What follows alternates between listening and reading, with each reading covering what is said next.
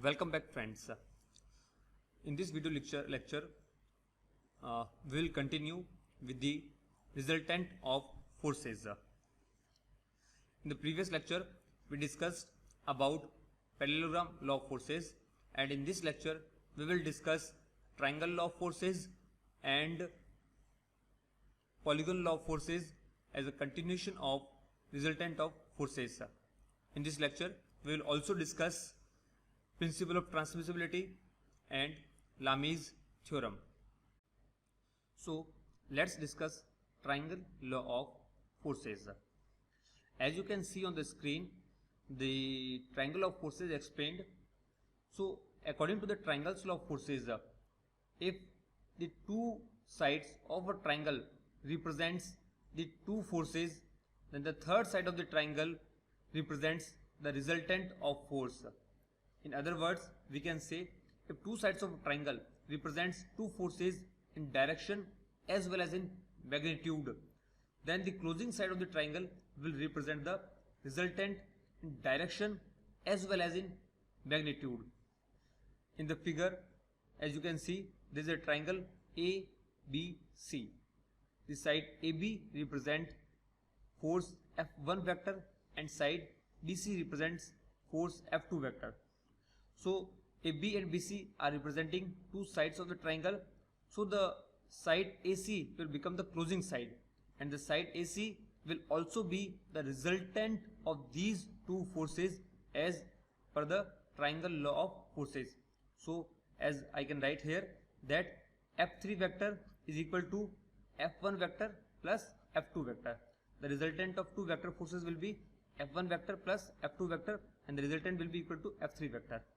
Okay, now you will say, sir, how we will find that the sides of a triangle are represented by the force or not, or the forces are along the two sides of a triangle? So you will never find the forces acting in this way. So there is another figure here as shown. Here I have shown force F1 and F2 acting at a point. Now these are not at the triangle, but I can transfer the force F2 at this point. This is the force F2. So now this has become similar to the triangle. Okay, these two diagrams are equivalent to each other. So the third side, that is AC, it means this side will become the resultant F3 vector. Okay, so what we can do, we can shift one of the force to the starting point of any one of the force, and then a triangle will be formed with the closing side as the resultant. Okay, so this is all about the triangle law of forces. Next we move towards the polygon law of forces. This polygon law of forces is a generalized form. In triangle there were only two sides which were representing two forces, but this polygon law of forces, it says that if there is a polygon having any n number of sides and the forces acting on a body are represented by the sides of the polygon, then the closing side of the polygon will represent the resultant in direction as well as in magnitude. So in the figure you can see I have drawn a pentagon for understanding. So the sides AB, BC, CD and DE. So these sides represents the four forces F1 vector, F2 vector, F3 vector and F4 vector.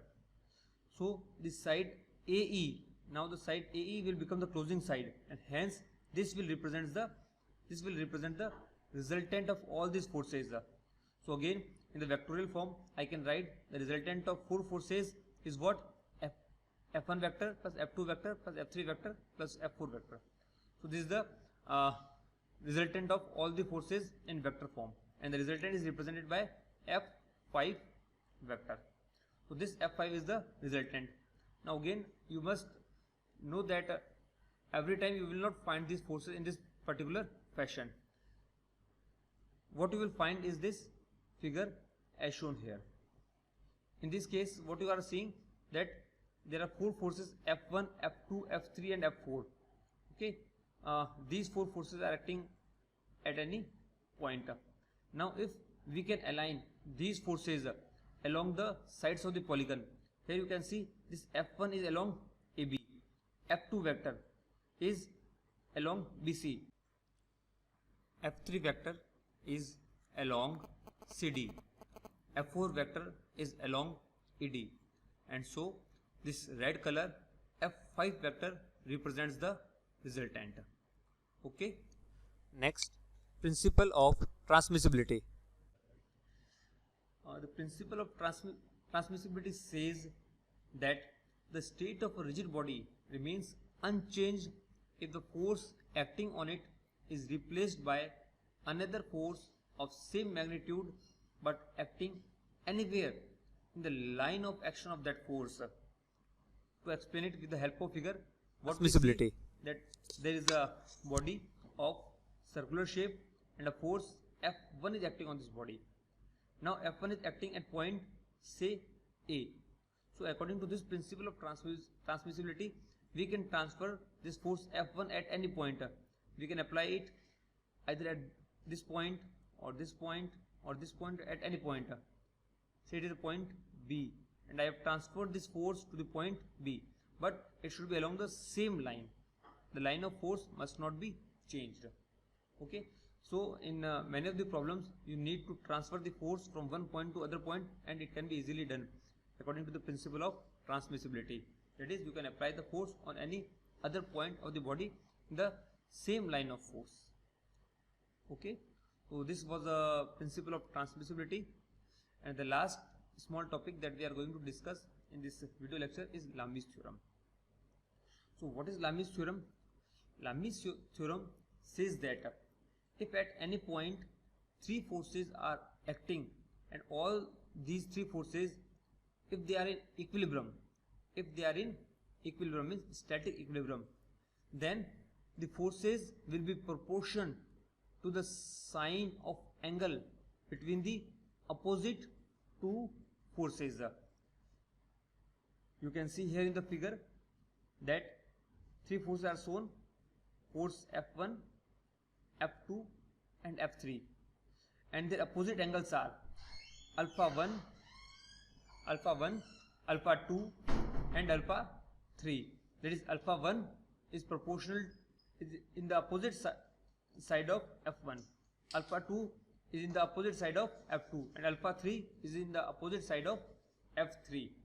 Okay, so what Lamy's theorem says, F1 is proportional to sine of alpha 1, what F2 is proportional to sine of alpha 2, and F3 is proportional to sine of alpha 3. So now how can we write this? So we know that F1 is proportional to sine alpha 1, so we can write that F1 is equal to k times sine alpha 1. Similarly, F2 is what? K times sine alpha 2. What is K?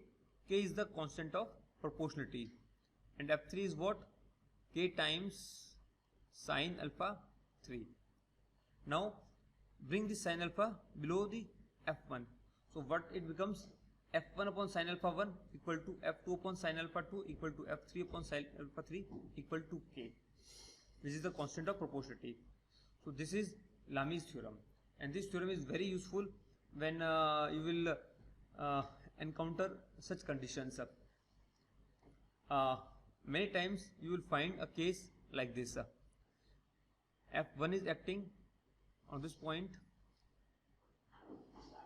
F2 is acting on this point, and F3 is acting on this point.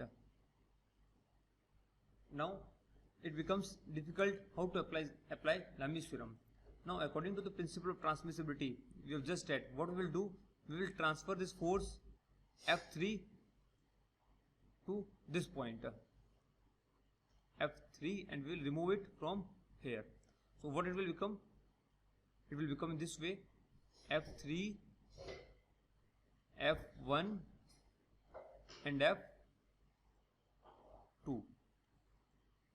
Okay, so now you can very easily apply Lamy's theorem. In this case, this is angle alpha 1, this is angle alpha 2 and this angle alpha 3. Okay, so this is how you will apply Lami's theorem. So this is all for this video lecture. Please like and share this video. Thank you very much.